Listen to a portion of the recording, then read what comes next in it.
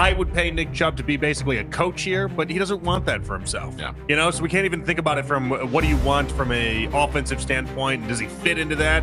It's Nick Chubb. He'll fit into anything. I really don't think he wants that. I think he believes that he can still do this. Yeah, and by the way, I actually agree with him. So, if that's what Nick Chubb wants, that's what I want Nick Chubb to get. But there's another part of this where it's I also understand the Browns very clearly didn't bring Joe Flacco back a year ago because they didn't want to put extra pressure on Deshaun Watson. I couldn't think of a greater pressure to put on Quinshon Judkins in his rookie year than having Batman, take some carries from him or sit behind him on the depth chart. Yeah, no, it's a fair point. It could get really awkward for the Cleveland Browns. If you're on a 3-14 trajectory or first pick trajectory, Nick Chubb goes elsewhere, especially if it's on a really good team, and we get some shade of Nick Chubb elsewhere. It's your boy DMV back with another one. Now this film session really touches my heart, man. I had to stop it and let y'all know that I'm still grieving my uncle. This was my uncle, this is my mom's brother, and he introduced me to cinema. So the movie that I really gravitated to with him, and we went to go see all of them, was Batman. Even as a grown man, we went to go see Batman in the theater. And so when I found out Nick Chubb's story in 2015, when he was recovering from knee surgery, and this was a way for him donning this nickname on himself to get back, it touched me as I was doing this. So I wanted to make sure that I did right by this and did right by my uncle. So let's get into the film. Now, making a disclaimer, I want Nick Chubb to be a Dallas Cowboy. But if he ends up signing somewhere else, then maybe you guys can get something out of this film session, because I wanted to break down a lot of these things. So right now it's does he still have it, right? And so 2024, he only played 8 games. And so what I wanted to do is show you his 10+ yard runs, some of them, and what it looked like. Was he able to create with them? Was he explosive? Did he have burst? And he definitely has that. This is a gap scheme play right here where he was kind of dead to rights in the hole, and he was able to create that, use his block very well, and get up to the second level.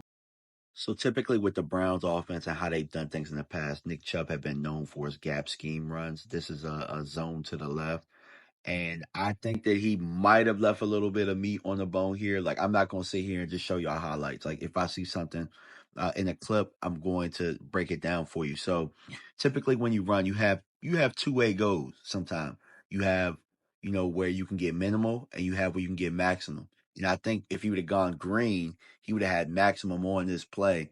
But he still is able to fight and get extra yards. So hitting yardage is very important. That's why I really like Nick Chubb as a running back, because I think he gets you about 2 to 3 extra yards of hitting yardage, and in a game that matters. So right here, though, he doesn't miss. And it could have been maybe some rust, because he was out for a good portion of the year. And so you're going to see him here, and he's going to put the hangman in conflict here. And again, hitting yardage, 2 to 3 extra yards. He's going to drag him. Reason I wanted to show you guys the 10+ yard carries first is I want you to see what he can do when the double teams are getting to the levels that they're supposed to. Everybody's blocking and executing the way that they are supposed to, because then when he gets to the second level, you can see that he's doing his job and putting defenders in conflict and getting the maximum yards per carry. So now I'm going to show you guys what it looks like against loaded boxes. And I promise there's a theme behind this. There's a method to the madness. Now, we're watching him at the goal line.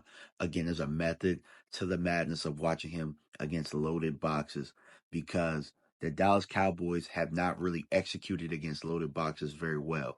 So you're going to see him, look, 1, 2, 3, 4, 5, 6, 7, 8, right? There's 8 here against the Ravens. The Ravens have been known for their front seven for quite some time, led by Roquan Smith. And I know that Dallas has some plans for these boxes, because Dallas wants to be able to do more 12, 22 personnel type stuff, 13 personnel.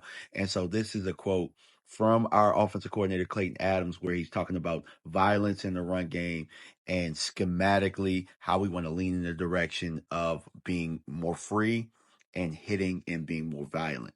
Couldn't agree more, Coach. Couldn't agree more because that's where I feel like our offensive line had its strengths last year. And so when you look at this blurb about the Arizona offense last year, they ran 46% of their plays out of 12, 13 personnel, and 130 of the 190 some odd plays was gap scheme plays, which we talk about, right? Creating displacement. So here, you're not going to see anything to write home about. I mean, I'm not going to lie, in the loaded boxes situation, I mean, they didn't block very well at all. I mean, you just see guys running free a lot of the time. So I don't know if it was an execution standpoint or schematically. I think that it's a little bit of both. But there were times where he bailed them out in the box. Now, you might look and say, oh, he had a 3.3 yards per carry average. But if you look at like some of this stuff, look, free runner right here, and he's just going to drag this guy 2 to 3 extra yards. If you could look at what Dallas was able to do last year, even without Booker, Dallas was at least able to create push, to where Rico could, at least fall forward for some of the time. I believe Nick Chubb is a better player. And as you can see, he has to create something out of nothing there with the loaded box. So in the red zone, he is I would consider him solid. Now, you look at the 2022, 2024 numbers, it's not much, but it shows a high percentage. 2023, I think he had 0 for 3. But if you look at what I'm pointing out to you guys, this team was not executing. They haven't been able to really execute up front like that since 2022, which was his best year. And you'll see that statistically. But when you do at least give him a crease or you give him a chance, he's at least going to make a play. You know, now I wanted to highlight this play specifically right here because they're going to give a free run to damn TJ Watt right here because, the tackle can't close the door because of the wide angle. And I think schematically, this play was doomed from the start. I mean, the angle wouldn't allow the tackle to even get flat enough for him to do that. But now we're going to highlight his receiving skills. Pretty basic in the passing game, but he gives you exactly what you need. Somebody that can effectively run screens. He can effectively, do arrow routes or flat routes and stuff like that, and then get you, the extra yardage. So I want to kind of paint a picture for you guys right now. I want you guys to think about just getting extra yardage on some of this stuff. But right here, I think they trust him enough in empty to run an arrow route where, there's a blitz indicator. You can see the blitz coming and they got to dump it to him in the flats. Again, not going to route you up. I don't think he has the greatest of hands. But what I will tell you is he's a guy that can be effective at it. So now I want to paint the picture of what it could look like this year with a better line, what I'm saying, a better system, better coaching. I think that he's not that far off from where he was in 2022. This is 2022, and this looks like 2024 as far as his burst, as far as his movement. I mean, I bet before I even told you that, you probably didn't even know it was 2022. And then, you see this play right here. Again, it's blocked up. And if it's blocked up, we get the displacement we need to. I think that he's a guy that could affect a game. He's going to make you have to respect the run game. And then here he's going to run that patented wide counter out of 13 personnel and, what I'm saying, create, bounce off tackles, and just take it to the crib. I think that he's the perfect complement to Jadon Blue. You know what I mean? Like, I don't believe that Jadon Blue is the guy that you want to run in between the tackles, that you want to be your bell cow. But Nick Chubb has shown time and time again throughout his career, and you saw the numbers that he can do it if he's upright. It looks like he's healthy. Last year, he's just coming off of a broken foot.